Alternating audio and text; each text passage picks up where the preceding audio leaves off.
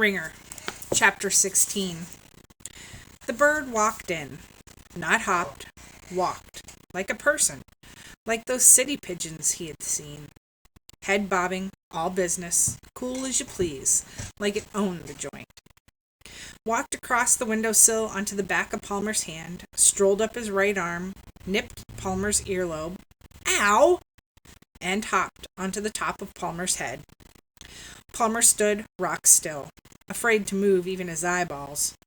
Pointy little toes were moving in his hair. It felt scratchy good. The bird made a sound like a chuckle, like it had just heard a joke, and in a wing flap was gone.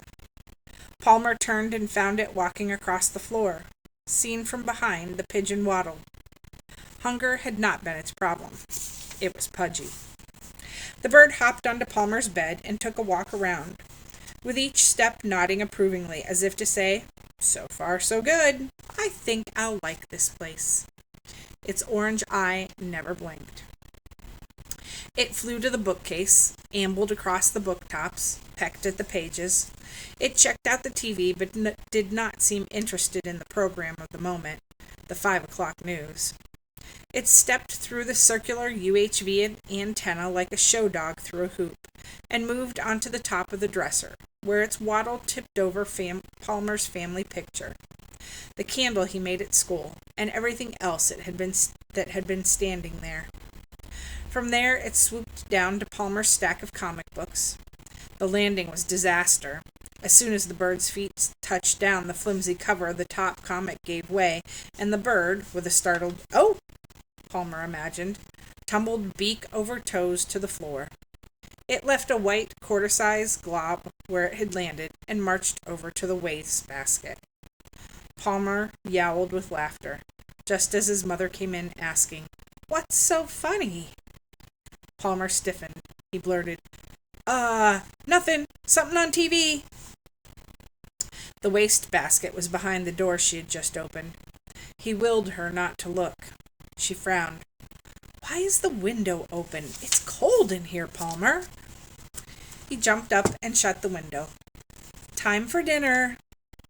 But before she could answer, he snapped off the TV and the light, pulled the door shut, and bounded downstairs, announcing, "I'm starving. Let's eat." When Palmer returned to his room after dinner, he did not see the pigeon. The white glop on the floor had dried to powder. He kept looking, in the corners, under the bed. Finally, he found the bird in the closet, on the high shelf. It was resting on its stomach on the shoe box that housed the toy soldiers. Its eyes were closed.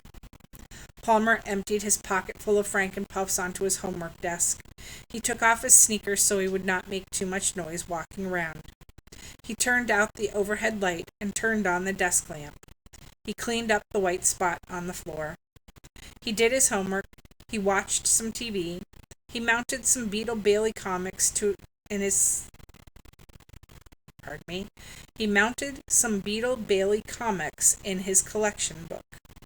He ate his snack. He read 2 chapters of a book. He did everything he usually did on a school night, except he did it more quietly, and with a warm, giggly, "I've got a secret" kind of feeling, and with a peek into the closet every 5 minutes. When his mother came in to say good night and to ask if he had brushed his teeth, he knew it was time to have a talk with her. "Mom?" "Yes, dear?" She was standing in the doorway, her hand on the doorknob.